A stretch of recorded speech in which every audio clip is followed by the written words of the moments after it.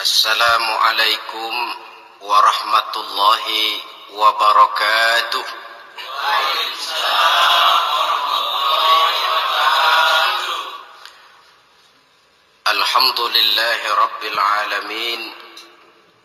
Wassalatu wassalamu ala ashrafil anbiya'i wal mursalin Sayyidina wa maulana Muhammadin wa ala alihi wa ashabihil mujahidin at-tahirin, amma ba'd.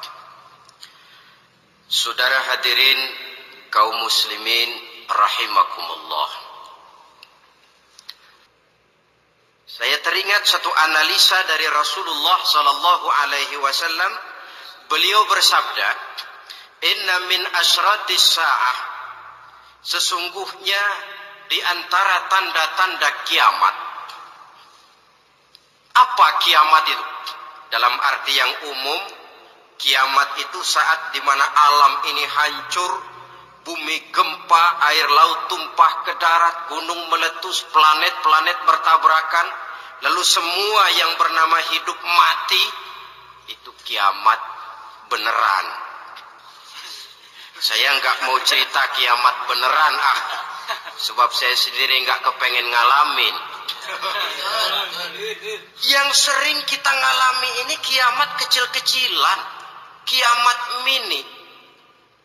Apa kiamat mini itu? Hancurnya sendi-sendi kehidupan sosial.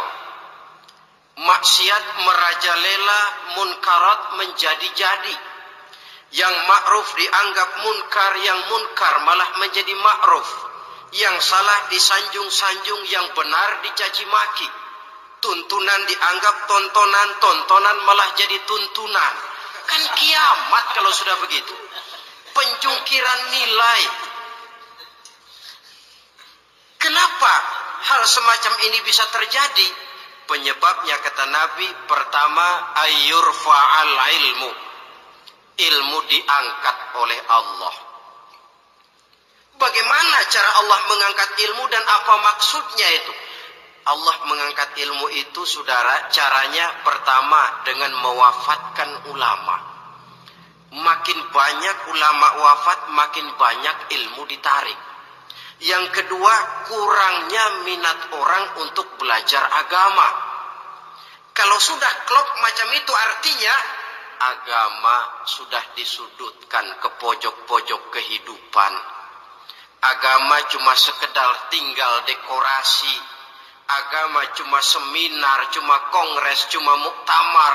Tapi bahwa agama merupakan realita dalam kehidupan, itu tidak pernah terwujud. Kalau ulama sudah tiada, minat orang belajar agama berkurang, maka ajaran Allah tidak lagi didengungkan orang. Dikala itu, wa yudharal jahlu, akan muncullah kebodohan. Nampak kebodohan di mana-mana. Muncul permissive society, masyarakat yang merasa boleh hidup dengan kaidah serba boleh. Tidak ada halal, tidak ada haram. Tidak ada hak, tidak ada batil, semuanya serba boleh. Kalau sudah begitu kondisi masyarakat, terjadilah apa yang dianalisa oleh Nabi. Dikala itu, wayabswa zina. Zina dikerjakan berterang-terangan. Orang sudah tidak punya malu. Hidupnya sudah pakai prinsip punya kuping, kuping kebo. Punya muka, muka tembok. Punya kulit, kulit badak. Kalau juga dikasih tahu, malu dong kau tinggal serumah belum nikah. Malu sama siapa? Masyarakat. Allah, masyarakat cuek aja.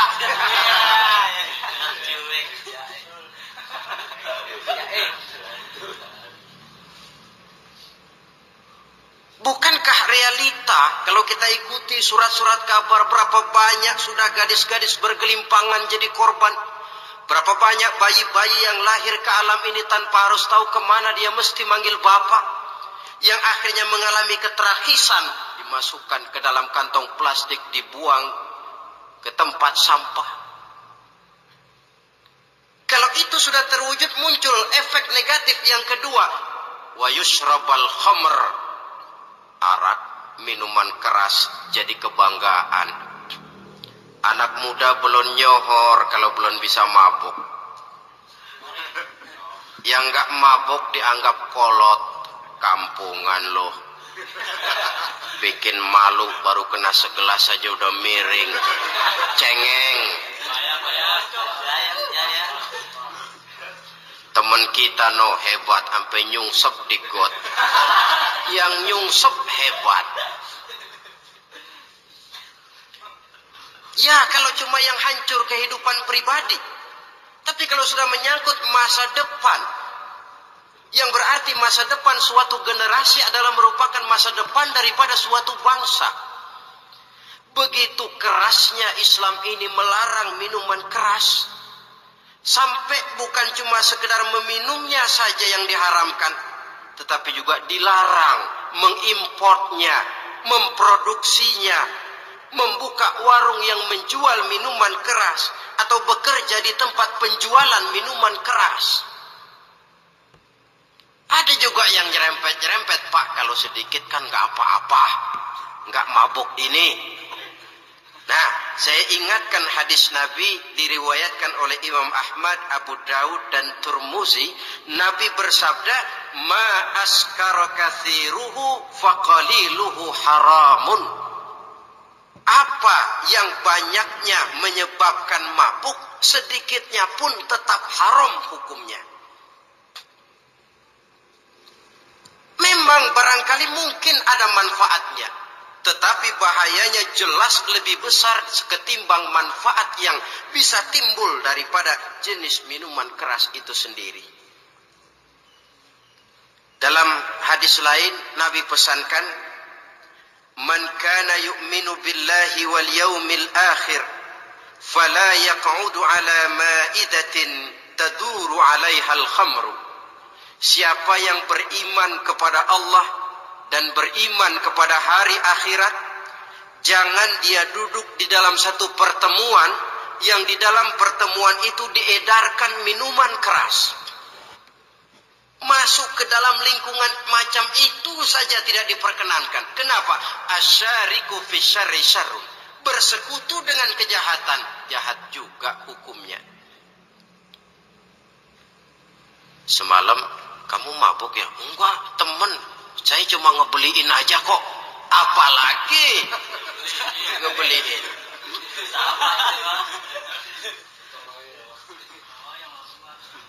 Sebab apa? Dalam keadaan mabuk, orang tidak lagi bisa berpikir secara logik. Daya kontrol hilang, artinya perbuatan sudah tidak terkontrol lagi. Yang pertama. Yang kedua, IQ tidak akan tumbuh dan berkembang secara normal seperti yang kita harapkan. Yang ketiga, harga diri akan runtuh hancur di tengah masyarakat. Bayangkan kalau tengah malam kita digotong orang diantar ke rumah kita. Dengan kondisi macam itu masih punya muka kita untuk tegak di tengah masyarakat. Masih punya harapan kita untuk tumbuh menjadi pemimpin sementara orang terkenang. Ini kan yang kemarin malam gua gotong, dia lagi mabuk. Harga diri, kepribadian. Jangan lupa saudara, kita hidup di tengah masyarakat. Masyarakat itu punya hukum yang tidak tertulis, tapi lebih kuat dan lebih kejam daripada hukum tertulis. Orang bilang, sekali arang tercoreng di dahi, seumur hidup orang akan tetap ingat. Makanya Rasulullah dalam hadis memberikan tamsil untuk adik-adik remaja muslim ini, masalul mu'min kamasalin nahli. Perumpamaan orang yang beriman itu persis seperti tawon. Mentalitas orang mukmin persis tawon. Apa mentalitas tawon? Kalau kita ngaji bab tawon, kita renungi apa keistimewaan tawon. Saya lihat-lihat, ternyata tawon itu punya 4 keistimewaan. Pertama, tawon itu yang dihisap selalu saripati bunga. Bagus makanannya. Belum pernah tawon keliru makan. Saya belum pernah dengar kok ada tawon makan tahu.